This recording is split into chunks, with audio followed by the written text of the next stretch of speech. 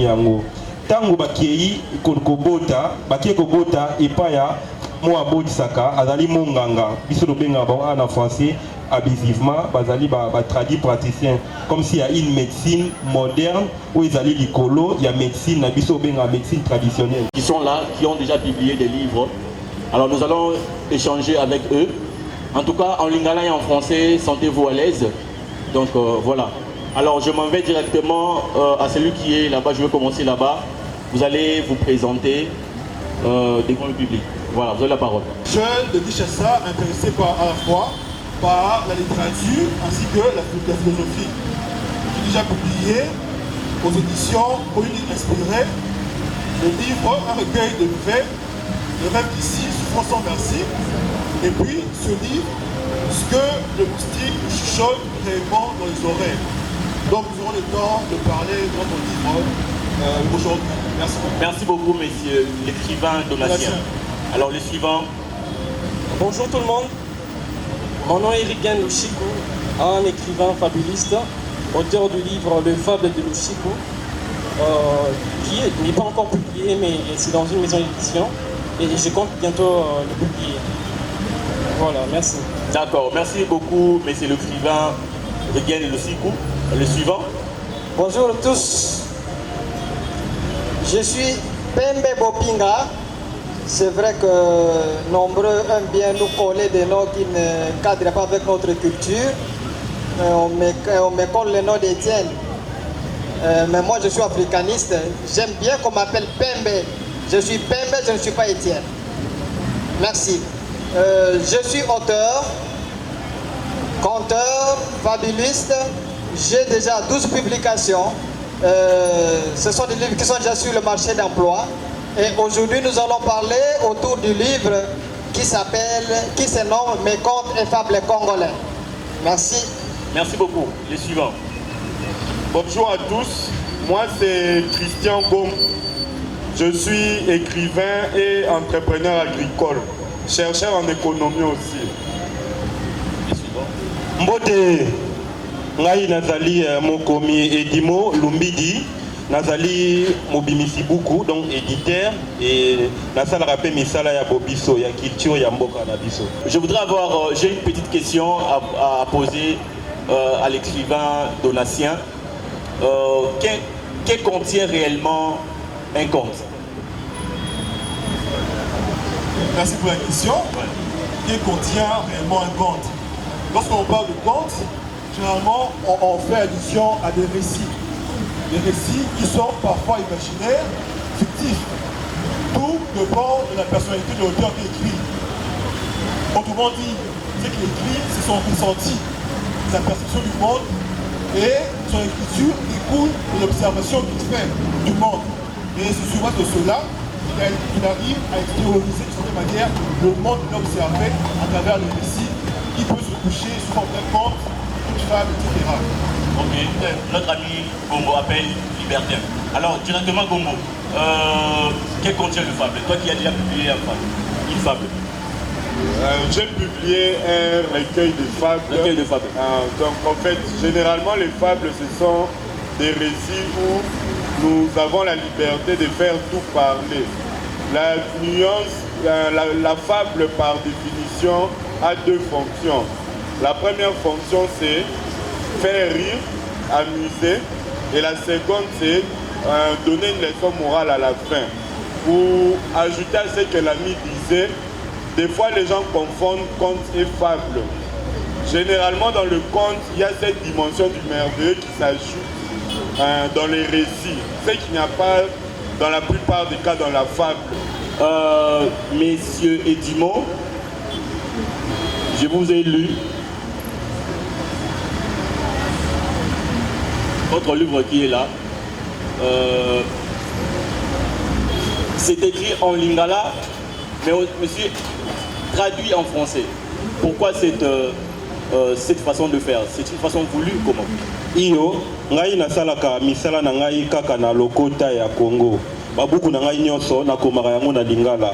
kasi wana ezali mosala oyo na ntango nakomi yango bandeko ebele oyo bazali na epa bapaya oyo babengaka baafro descendant bamonaki ete misala oyo nakomi ezali mpenza na ntina mpo bayekola yango basengai ngai nabakisa mpe lokota moko ya bapaya oyo bakoki kotanga mpo bango mpe basosola yango natiaki français mais nakomi mpenza buku na ngai na lingala nanu.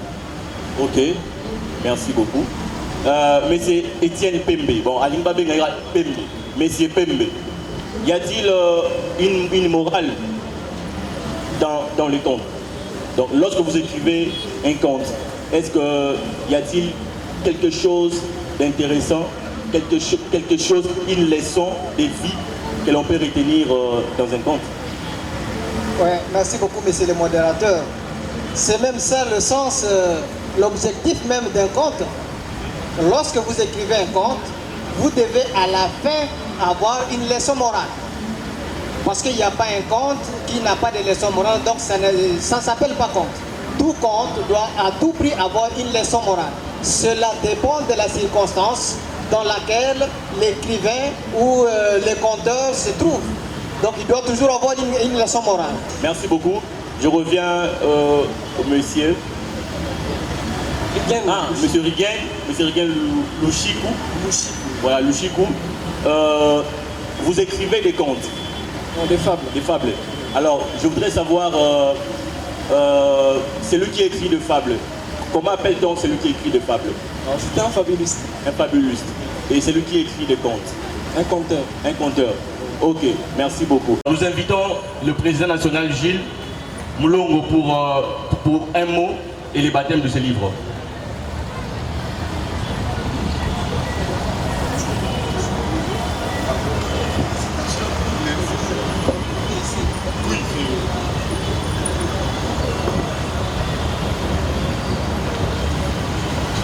Merci beaucoup.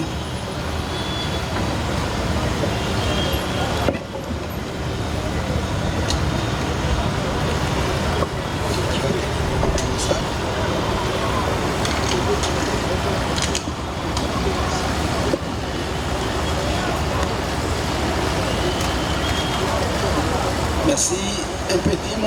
Je voudrais d'abord, avant de passer au vernissage de ce livre, et féliciter le centre Wallonie-Bruxelles parce que nous ne sommes pas passés par là.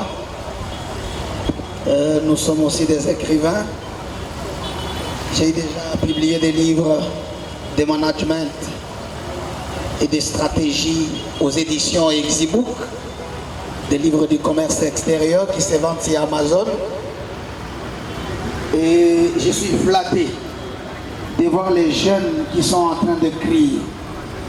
Je suis un nationaliste et président national du parti politique Congrès de nationalistes révolutionnaires. Je voudrais qu'en République démocratique du Congo, il puisse y avoir des jeunes qui révolutionnent des choses. Sur tout le plan. Sur le plan de l'écriture, sur le plan de la politique, sur le plan de l'économie, afin que nous puissions inventer un nouveau narratif de tout ce qui se passe en République démocratique du Congo. Je suis très flatté de passer au vernissage de ce livre, Mes contes et fables congolais. J'étais en train de faire rire à mes enfants qui sont, bon, j'invente les mots en français, qui sont quinoisés, ce sont des quinois qui ont connu leur naissance à Kinshasa. Nous sommes des villageois. On a eu le soir, quelque part avec nos ancêtres, avec nos parents, de s'asseoir autour d'un feu. Et on nous a conté, quand moi j'étais au village, chez moi à Malebankoulou, ma grand-mère me racontait autour d'un feu de contes qui du reste avaient beaucoup de leçons morales. Et je veux demander à tous ceux qui liront ces livres de ne pas les lire comme tout le monde, qu'à chaque lecture d'un conte, de trouver quelle est la leçon morale qui est attachée pour encourager ces jeunes écrivains. Merci au Centre Wallonie-Bruxelles, merci à vous qui êtes en train de penser chaque jour, en train de faire des nuits blanches pour donner aux enfants, aux grands et à la République démocratique du Congo et au monde ce qu'ils font dans les contes et les fables. Merci beaucoup.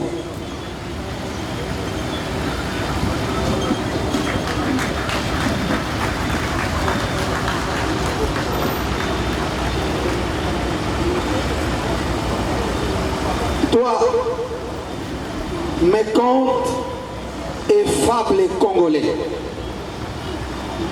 Paru aux nouvelles éditions Tani Legrand.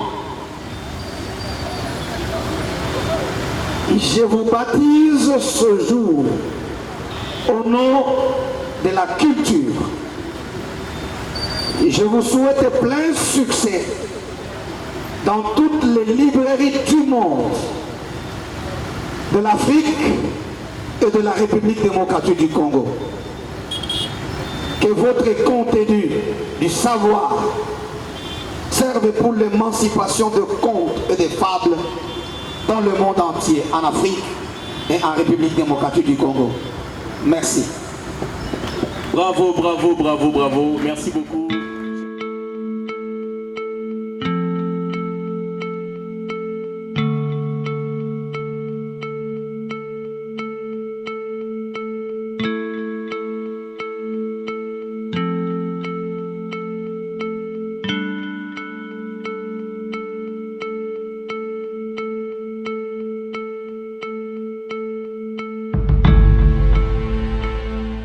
Merci beaucoup, madame. Le Centre Wallonie-Bruxelles a organisé pendant 3 jours une grande rentrée littéraire en République démocratique du Congo, l'édition 2023. Il avait été appelé aux jeunes écrivains de la République démocratique du Congo d'exposer ses livres et d'autres passaient au vernissage de ce livre. Nous avons été invités de passer au vernissage du livre d'un jeune Congolais que j'admire beaucoup et soutenu par le Centre Wallonie-Bruxelles, le livre intitulé « Mes contes et fables congolais ». Je demande à la jeunesse congolaise, parce qu'on considère la littérature comme étant un passe-temps et que ceux qui font la littérature ne peuvent pas se retrouver dans la société, alors qu'ils sont en train de véhiculer une certaine culture. Nous avons vu d'autres écrivains qui sont allés au-delà de la sublimation, qui ont transmis des cultures, des pensées et des idées qui ont façonné des nations et qui ont transformé d'autres cultures. J'appelle à la jeunesse congolaise de ne pas se référer aux autres écrivains de l'Occident, mais de congoliser notre écriture et passer librement ce qui se vit aujourd'hui dans la communauté congolaise pour que ces écritures soient auprès de la population. Et je crois tout le monde dans ce pays trouvera son compte. Monsieur Banzemou Longo Jules, je suis le président national du parti politique Le Congrès de nationalistes révolutionnaires, le parti qui appartient au regroupement de progressistes est cher à l'honorable sénateur Sami Badibanga. Kinshasa. Marc Kanina, sous nos applaudissements s'il vous plaît. La passion pour la jeunesse congolaise, je voudrais comprendre une jeunesse qui s'exprime, une jeunesse qui ne se fait pas vendre pour des futilités. Aujourd'hui, en République démocratique du Congo, nous avons la jeunesse chante. La jeunesse qui chante derrière les politiciens. La jeunesse qui chante derrière le mandataire. La jeunesse qui chante derrière le ministre. Je voudrais voir une jeunesse qui s'assume, une jeunesse qui s'exprime, une jeunesse qui se réveille, une jeunesse qui fait à ce que dans cette jeunesse on puisse considérer qu'il y a une jeunesse en République démocratique du Congo qui ne chante pas pour chanter, qui ne se fait pas vendre pour des polos pour 500 francs, mais qui travaille pour le relèvement de la République démocratique du Congo et l'avènement d'un nouveau type d'homme politique congolais non corrompu pour que nous puissions transformer cette nation. C'est cela la jeunesse que nous voulons. Bien swag, en tout cas, tous les auteurs sont swag ce matin. Matin, docteur Babi Mapanga, prenez place. Écrit des livres. Comme deux autres, nous en avons déjà écrit. J'ai publié le livre sur les éditions Exibook. C'est une femme. Un livre sur le management. Moi étant expert en management stratégique et opérationnel, j'écris un livre sur le management et un livre sur le commerce extérieur. Parce que j'ai vu que le commerce de la République démocratique du Congo est marginalisé.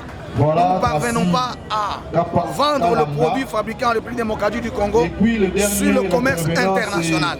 J'ai exposé mes livres avec des techniques, comment la République démocratique du Congo, à travers de normes et des spécifications, pourra un jour présenter ce produit sur le marché international et être acceptable et consommé par tous. Ah, il est là, joyeux. Voilà. Je félicite ces jeunes talents qui a déjà merci beaucoup, écrit une dizaine de chaussures en plus. C'est rare en République démocratique du Congo. Nombreux sont de ces jeunes qui dorment. Merci beaucoup, nombreux joyeux. sont de ces jeunes qui et demandent. Enfin, nombreux sont de ces jeunes qui chantent pour les autres. Cette table ronde. Nombreux sont de ces jeunes qui ne s'assument pas. Mon frère, mais c'est un jeune qui s'assume. Ami, c'est un révolutionnaire comme moi. C'est pourquoi j'ai eu à passer au verbe de son matin. S'il n'était pas révolutionnaire, je ne le ferais pas. Voilà. C'est quelqu'un qui veut. Il a annulé les vols. Je ne voyage plus pour la littérature congolaise. Sorte de son trou. Je l'encourage à ne pas se limiter à écrire, mais à aller puiser dans le plus profond. Pour que la République démocratique du Congo sorte de ce trou à travers de ses écritures. Nouvelle de Kinshasa, entre fiction et réalité, le suspense. Merci.